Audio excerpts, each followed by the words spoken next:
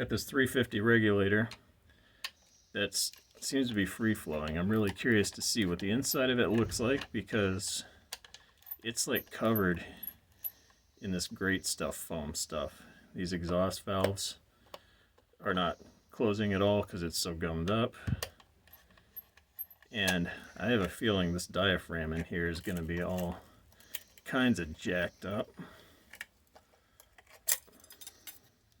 So I want to see if it's actually like stuck, folded open. Oh, it's actually torn.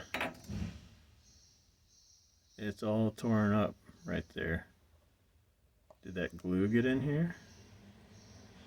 Something happened to it.